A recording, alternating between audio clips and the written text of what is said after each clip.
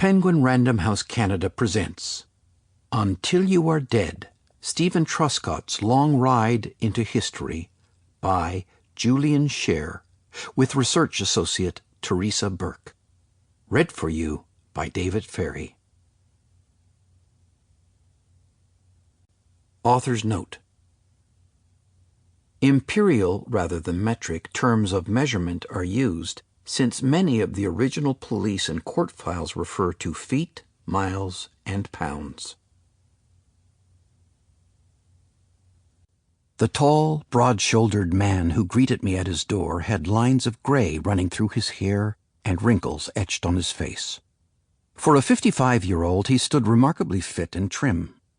Only the smile in his eyes betrayed a hint of the boy he had once been in that fateful summer of 1959. We shook hands. His grip was firm, and I thought about those hands which had built model airplanes out of balsa wood on Air Force bases in the 50s, hands that had grown tough and calloused in machine shops as the teenage boy grew to manhood behind prison walls, hands that, once out of jail, labored for 30 years in factories in Guelph, hands that caressed 3 children and later 3 grandchildren. They were the hands of Stephen Truscott, Canada's most famous convicted murderer. As he and I sat down to talk in 1997, neither of us imagined that it would be 10 more years before his name would be cleared. This is the story of that struggle, an epic battle that began 4 decades earlier and changed the way many Canadians look at the country's justice system. In a case that made national and world headlines, Truscott was sentenced to hang in 1959 at the age of 14 for the rape and murder of a 12-year-old classmate, Lynn Harper. After the federal cabinet commuted his death sentence, he spent 10 years in prison, and once paroled, he spent 3 decades living under an assumed name in the relative obscurity of small-town Ontario. Like many of my generation, I remember the photograph on the cover of the Star Weekly, a smiling boy my age, standing by his racing bike, a boy who would grow up in prison for a crime he would always claim he did not commit. Now, for the first time in 40 years, Stephen Truscott was willing to tell his story in his own words, revealing a face he had for the most part kept hidden from the public. There had been 3 books, 1 fictional movie, a TV courtroom reenactment, and a radio interview. But few people had seen the man the boy had become. For the first time, too, boxes of police files and military records had been uncovered that had remained hidden or buried in government vaults for decades. There were disturbing clues, many of them revealed in this book for the first time, about an investigation and a trial the authorities had always claimed was beyond reproach. Stephen and his wife, Marlene, had chosen to speak out on the Fifth Estate, the flagship investigative documentary program of the Canadian Broadcasting Corporation. There were no deals, no commitments, and no promises. If the Fifth Estate was going to investigate one of Canada's most controversial murder cases, we had to have unfettered access. "If you want to prove yourself innocent, hire a defense lawyer," I told Stephen. "Our job is not to prove people innocent, but to find out the truth and go down any alleys, no matter where they lead." "That's fine," Steve replied quickly. "I'm not afraid. Talk to anyone you find. Investigate wherever things lead you. I know I'm innocent, and I'm not afraid of what you'll turn up." It was an important moment. A healthy dose of skepticism, if not outright cynicism, is almost a badge of courage for journalists. Over the years, I had interviewed convicted murderers and drug dealers in maximum security Canadian prisons, con men on the run in Latin America, and war criminals from Africa. All protested their innocence or blamed someone else for their misfortunes. Stephen Truscott's claim of innocence was nothing new, but his willingness to let journalists probe into the deepest corners of his life was. When Stephen Truscott went on trial for the rape and murder of Lynn Harper, Canada was a much more innocent country.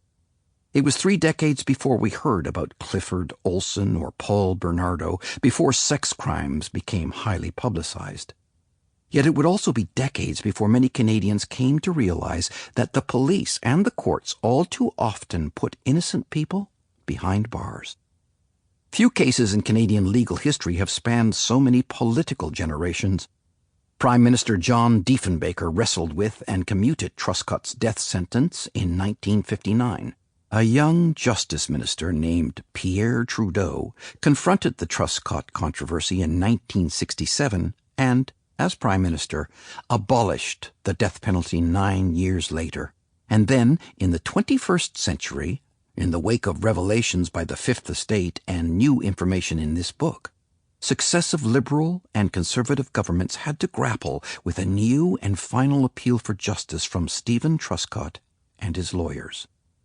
Stephen Truscott was convicted in the final year of the Conservative 1950s, a decade when concerned parents watched their teenagers flock to the movies of James Dean and sway to the music of Elvis Presley. The presiding magistrate at Truscott's trial, Justice R.I. Ferguson, warned the jurors they were the screws that hold the lid down on anything that threatened society's respectability. There was nothing respectable about what happened in that courtroom, but it would take 5 decades for the justice system to admit it. Truscott was finally acquitted of the murder of Lynn Harper on August 28, 2007. It would be 1 month shy of the 48th anniversary of the day Judge Ferguson had sentenced Stephen to hang until you are dead. In one of the most stunning reversals in Canadian legal history, the Ontario Court of Appeal ruled that Truscott has lived his entire adult life in the shadow of a conviction that we have concluded must be quashed as a miscarriage of justice. That conviction cast many shadows across an entire country. The story of Stephen Truscott is the story of Canada growing up, shedding illusions about the justice system and learning to live with doubt, fear, and judicial uncertainty. It is the story of a boy growing up behind bars, first in the shadow of the hangman's noose, then in the confines of a reform school for juvenile delinquents, and finally behind the walls of a penitentiary.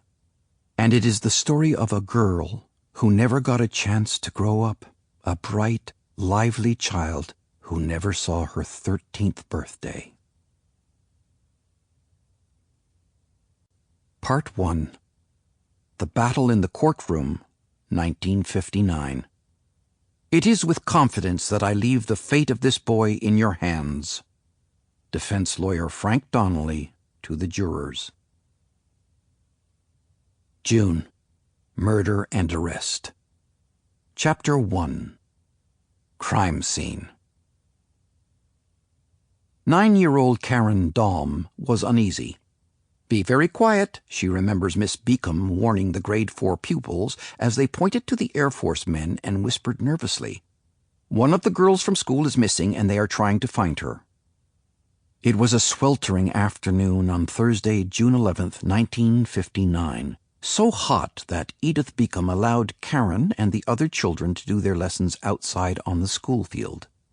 Suddenly, along the county road, they saw rows and rows of men from the Clinton Air Force Base marching in formation. Around lunchtime, about 250 officers and airmen had rallied in the parade square on the base. They formed 3 search parties, one to look down by the river, one along the highway, and a third group in the nearby woods. Inside the school, the older students in Maitland Edgar's grades 7-8 classroom also spotted the search parties. Edgar remembers that the tall boy sitting at the back of the row of desks closest to the windows did not react differently than his classmates. Like all of his friends, Stephen Truscott stared at the strange sight of dozens of men looking for a girl. News of the young girl's disappearance had spread beyond the confines of the Clinton Air Force Base to the surrounding towns and throughout southern Ontario. 12-year-old Lynn Harper, missing since Tuesday, read the headline in Clinton's small weekly paper, The News Record, in a small article on Thursday's front page. She was apparently last seen on the highway where she had ridden with another youngster. Sample complete. Ready to continue?